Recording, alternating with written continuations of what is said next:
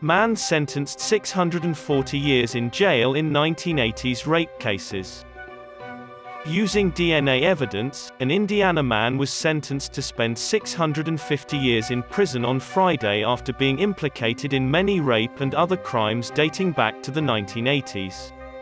59-year-old Steven Ray Hessler was sentenced by Shelby Circuit Court Judge Trent Metzler to 650 years in prison for 19 felonies including rape, armed robbery, burglary, and criminal deviation. At least 10 rape victims are thought to have been targeted by him from 1982 to 1985, according to an article in the Indianapolis Star.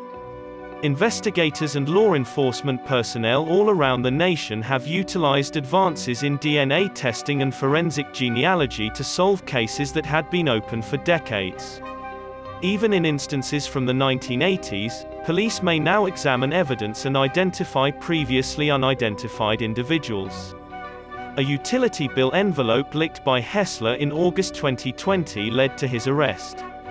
According to the Star, authorities discovered his DNA at just one murder site, but the other incidents were enough similar to link him without DNA proof. His identity was concealed by wearing a mask or leggings to disguise his face, according to police in Shelby County, Tennessee. When a guy was in the house, the women were frequently compelled to observe or participate in the activities. The ladies were regularly held at gunpoint or knife point by Hessler in order to perform sexual activities on him. In the event that they didn't comply, he'd threaten to harm them and, according to WXIN-TV, their children as well.